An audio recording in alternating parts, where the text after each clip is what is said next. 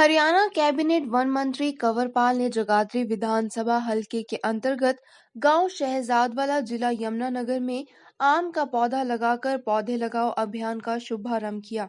गांव की पंचायत ने 40 एकड़ जमीन वन विभाग को फलदार बाग लगाने के लिए 15 वर्षों के लिए दी है। इसके अतिरिक्त प्रदेश के सभी जिलों में 1100 गांव चिन्हित किए गए हैं। प्रत्येक जिले के 50 गांव में पौधारोपण का सरकार का प्रयास है। उन्होंने कहा कि इस प्रयास से एक तो वातावरण स्वच्छ रहेगा, दूसरा ग्राम पंचायतों को आय भी होगी। क्या स्कीम है? देखिए, अभी तक हम इस प्रकार से कि जैसे पंचायत हमें जमीन देती थी तो उसमें हम सफेदे के पेड़ लगाते थे। तो मैंने एक विचार किया कि सफेदे का पेड़ जो हम तैयार करके देते हैं 3 साल तक हमारा विभाग काम करता है और उसके बाद हम पंचायत को उसको सौंप देते थे। तो 7 साल के बाद पेड़ा कट जाता था, तो प्रॉब्लम जो की त्यों रहती थी और वो फिर दोबारा फिर वही पर्यावरण की समस्या थी।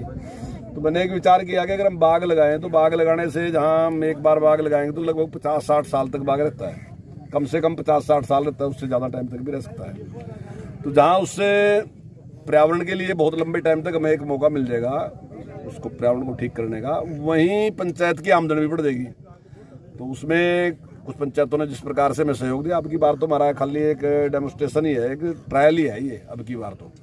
तो अपना शहजादवाला की जो पंचायत है इसने हमें काफ़ी ज़मीन दी और आज ये 40 एकड़ के करीब बाग जो है आज हम लगाने लग रहे हैं। यहाँ कुछ और ज़मीन भी है इनकी, इन्होंने हमें दी है। और आसपास पासी गांव है जाटों वाला, इन्होंने भी कुछ ज़मीन दी है। इससे आगे डारपुर गांव है, उन्होंने भी हमें ज़मीन दी है। और भी कई गांव है जहाँ इन्होंने हमें थोड़ी थोड़ी ज़मीन, किसी ने 10 एकड़, कहीं 20 एकड़, कहीं 30 एकड़। एक करनाल में है मुस्सेपुर गाँव है, उन्होंने हमें 70 एकड़ ज़मीन दी।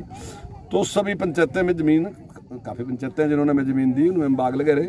हालांकि बाग लगाना जो था ना वो हॉर्टिकल्चर कल्चर का काम था, तो लेकिन वो किसानों का लगा रहा था। मैंने मुख्यमंत्री से निवेदन किया कि जो पंचायतों की है वो हम लगा लेते हैं और किसानों का जो काम है हॉर्टिकल्चर करेगा। तो उन्होंने इस प्रकार के हमारी जो योजना थी उसको स्वीकृति दी और उस पर लगे हुए हैं और मुझे पूरी उम्मीद है कि इससे बहुत अच्छे परिणाम हमारे सामने आएंगे। पेड़ सभी तरह के लगाएंगे, जैसे आम में चौसा भी है, उसमें दशहरी भी है, उसमें लगड़ा भी है, उसमें देसी आम भी लगाएंगे। उसके साथ साथ हम दूसरे जैसे जामुन है, नींबू है और बेलपत्तर है, जैसे और भी बहुत से हरड़, बेड़ा, आवड़ा, ये भी कुछ कुछ पेड़ थोड़े थोड़े इनके भी लगाएंगे। मैक्सिमम ऐसे लगाएंगे जिससे आमदनी भी उतनी रहे, पंचायत की आमदनी भी रहे।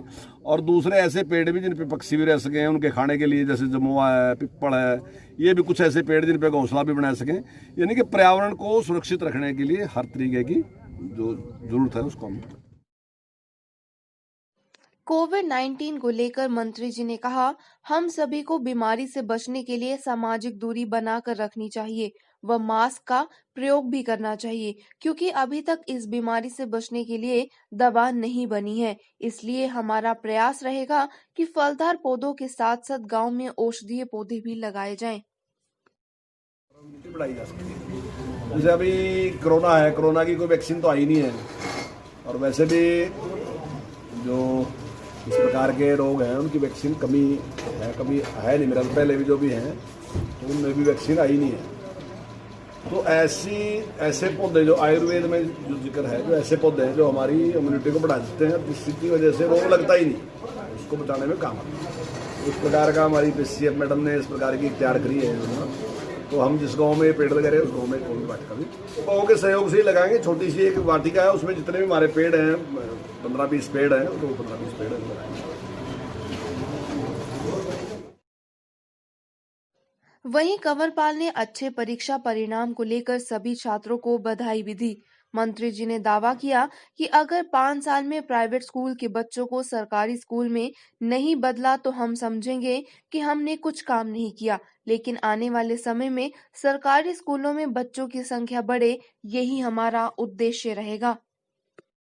देखिए, बहुत अच्छा रिजल्ट आया और मैं सभी बच्चों को बहुत बधाई देता हूँ, उन्होंने अच्छी मेहनत की। और वैसे तो हमारे सारे पेपर हुए थे, केवल एक हमारा साइंस का ही पेपर रहा था और वो भी पूरा पेपर नहीं था, केवल 60% ही था। 40 नंबर का तो पेपर हो गया था, 60 नंबर का हमारा रह रहा था। तो पहले तो हमारी इच्छा थी कि उसको भी मिलेंगे, लेकिन इस प्रकार की परिस्थितियाँ नहीं बनी। तो लेकिन बच्चों ने जिस प्रकार से अच्छा मतलब प्रदर्शन किया और जो टॉपर हैं उनके तो पूरे 100 के 100 ही नंबर हैं, 100/100 नंबर हैं। और हमारे सरकारी स्कूल के और हरियाणा बोर्ड के स्कूल के 100 नंबर जिस प्रकार से बच्चों ने लिए, तो मैं उन सब बच्चों को बधाई देता हूँ और मैं विश्वास दिलाता हूँ कि आने वाले टाइम में और सुधार होगा। देखिए, मैंने आपसे यही बात कही थी कि अगर 5 साल में हमने बच्चों को प्राइवेट से सरकारी में नहीं बदला तो हम समझेंगे कि फिर हमने काम ठीक नहीं कराया है। हम सफल जब मानेंगे जब आदमी खड़ा है, विचार करने लग जाए कि मैंने कहाँ दाखिल कराना, उसके मन में द्विधा है कि मैंने सरकारी में जाना प्राइवेट में जाना, और उसका निर्णय होना चाहिए कि मैं सरकारी की तरफ जाने का उसका निर्णय होना चाहिए। मैं दावे के साथ कह रहा है कि आने वाले टाइम में इस प्रकार की पोजीशन कर देंगे, हम अच्छी एजुकेशन देंगे।